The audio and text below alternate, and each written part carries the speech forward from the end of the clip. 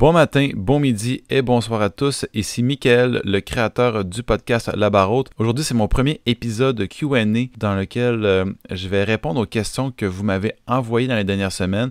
Donc, il n'y a aucun fil conducteur, aucun sujet précis que j'aimerais discuter avec vous. C'est vraiment un suivi des questions que vous m'avez envoyées. Je n'ai pas reçu beaucoup de questions. On a 2 questions que je vais répondre dans les prochaines minutes. À tous, bonne écoute. J'espère que vous allez apprécier l'épisode. Puis n'oubliez pas aussi de vous abonner sur le Spotify La Barre Haute. Vous pouvez aussi aller voir le compte Instagram, puis encore aussi parler à vos amis qui pourraient peut-être être intéressés pour ce type de podcast. Donc, on va partir le générique. À tous, bonne écoute!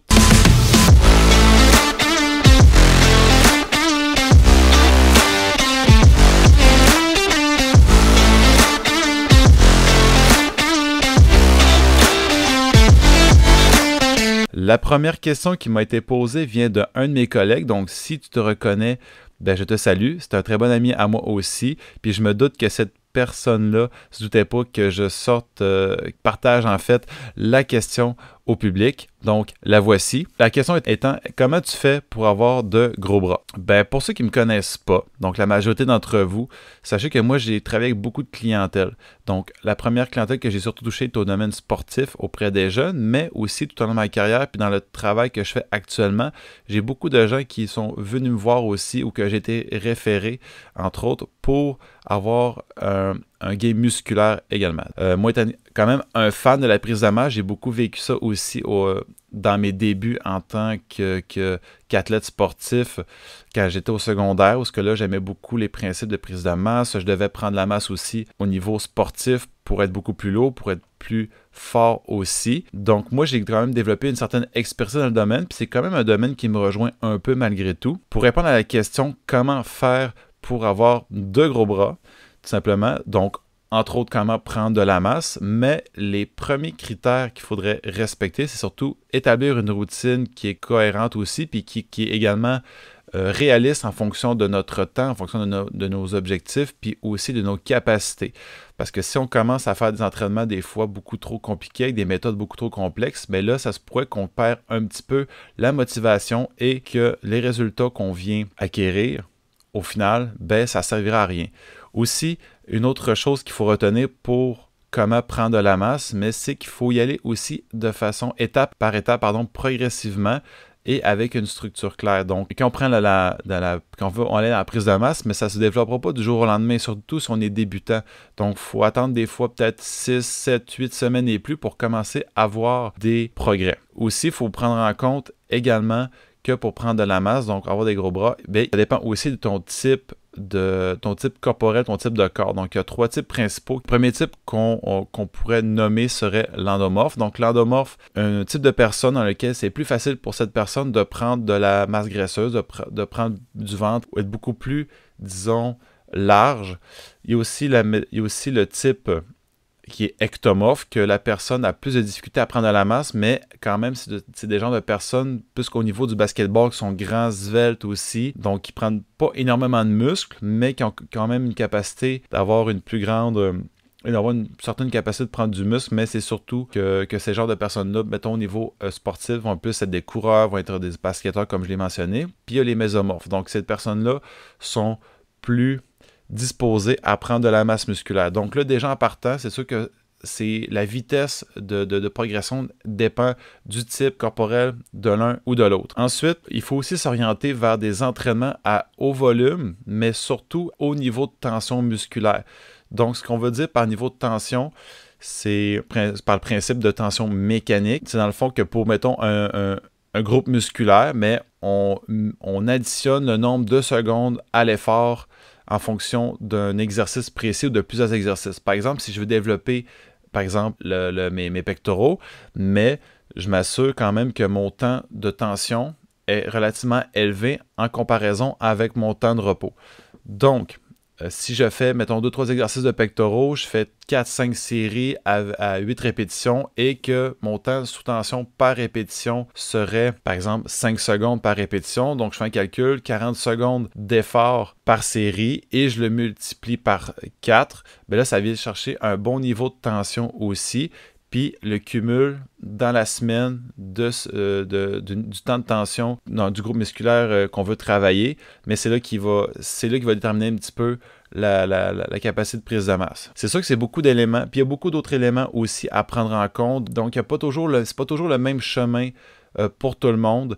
Ça va dépendre aussi de ton temps, ça va dépendre aussi de tes capacités, encore comme je l'ai dit, ça va dépendre de plusieurs facteurs, ton niveau de sommeil, ton alimentation aussi, les suppléments que tu prends, est-ce que tu n'en prends pas aussi, est-ce que tu arrives à concorder toutes les facettes de ta routine, de ton quotidien aussi, pour vraiment optimiser tes résultats. Si vous voulez en savoir plus, j'avais préparé un épisode sur l'hypertrophie musculaire, donc je vous référais à cet épisode-là. Je n'irai pas plus loin. Si vous voulez plus d'informations, plus de conseils, vous avez juste à me laisser un message sur mon adresse email que je vais laisser dans la description, puis aussi peut-être me laisser un message sur ma page Instagram qui est La Barre Haute.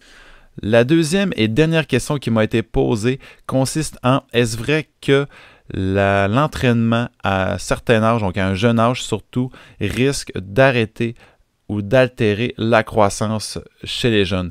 En réalité, pour vous rassurer, il n'y a aucune étude qui a permis de déterminer que s'entraîner, donc dans un gym, risque d'altérer la croissance. En vérité, c'est un mythe. Je vais vous référer aussi à l'épisode 3 et 4 de mon podcast qui est le développement à long terme de l'athlète, dans lequel j'explique étape par étape, selon différentes périodes de la vie d'un jeune, comment optimiser ses performances et comment adhérer à un mode de vie actif. La chose qu'il faut retenir aussi, c'est que lors de la croissance, donc les pics de croissance aussi à retenir, c'est vraiment en début de l'adolescence, soit de 9 à 12 ans pour les garçons et de 8 à 11 ans pour les filles. C'est que dans le corps des jeunes, entre autres, on a des plaques de croissance qui, au fil des années, permettent en fait de grandir, si je puis dire. Ce qu'on parlait dans le fond par rapport aux études qui pourraient déterminer le risque d'altérer, ce serait surtout d'altérer ou plutôt de fragiliser les structures de plaques de croissance qui n'ont pas vraiment été fondées. En vérité, l'entraînement, surtout en musculation, permet surtout d'améliorer la densité osseuse. Donc, c'est une très bonne chose en tant que telle de mettre son jeune ou de s'inscrire à un certain âge aussi, pas trop vieux, pour commencer à adhérer à l'entraînement. C'est sûr que ce n'est pas une pratique courante, puis c'est pas une recommandation pour tous non plus. Il y en a qui font des activités plus sportives, il y en a qui préfèrent s'entraîner au gym. Mais si vient le cas de s'entraîner au gym, la première chose que j'ai à recommander, c'est d'avoir un professionnel qui va nous suivre ou nous superviser dans les premières étapes, dans les premiers entraînements pour s'assurer que le mouvement se fasse correctement. Le système, ou plutôt le corps d'un jeune, n'est pas complètement formé. Il y a des signaux nerveux qui n'ont pas encore été complètement optimisés, donc c'est sûr qu'il peut y avoir des lacunes dans le mouvement. Donc, si vous commencez à vous entraîner sans coaching, sans quelqu'un de professionnel, les risques de se blesser peuvent quand même arriver. Puis ça, c'est aussi bon, soit en tant que jeune qu'en tant qu'adulte. Savez-vous aussi que dans certaines écoles, ils offrent des cours sport-études de CrossFit, donc d'entraînement avec plusieurs mouvements complexes à apprendre. Et c'est vraiment de façon progressive que ça a été conçu. L'intérêt aussi d'apprendre des mouvements tôt, c'est qu'on peut très bien les intégrer plus facilement aussi dans la vie de tous les jours et on peut les maîtriser beaucoup plus aisément, étant donné qu'à un certain âge, le cerveau est une éponge, donc il retient l'information et peut l'appliquer, le transférer dans d'autres tâches aussi. Donc, si vous voulez performer, mettons, dans un sport, exemple, apprendre à s'entraîner avec des mouvements simples, qui sont sécuritaires, ça va juste vous permettre d'accroître vos performances aussi et développer d'autres capacités et faire plusieurs liens avec ce que vous avez effectué, ce que vous avez appris. Et dans cette optique-là, à un certain âge, mais ça sera beaucoup plus facile pour vous, dans le fond, de vous remettre à l'entraînement ou sur un sport précis. Si vous en voulez en savoir plus aussi, vous pouvez toujours m'envoyer un message, comme je vous l'ai dit en début d'épisode, sur ma page Instagram. Donc, ça me fait plaisir d'y répondre. Sinon, vous pouvez toujours essayer de me rejoindre par courriel aussi si vous avez besoin d'informations supplémentaires, des outils. Donc, je vous remercie à tous de votre écoute. J'en dirai pas plus pour l'instant.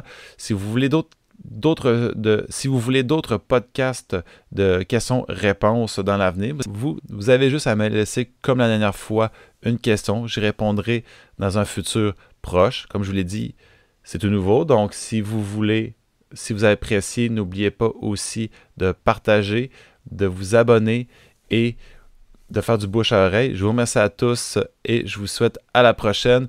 Le prochain épisode va être avec un bon ami à moi qui est Leif-Clyde Nguijo, qui a vraiment une joie de vivre incroyable, qui a vraiment une passion pour le sport. Et sur ce, à la prochaine.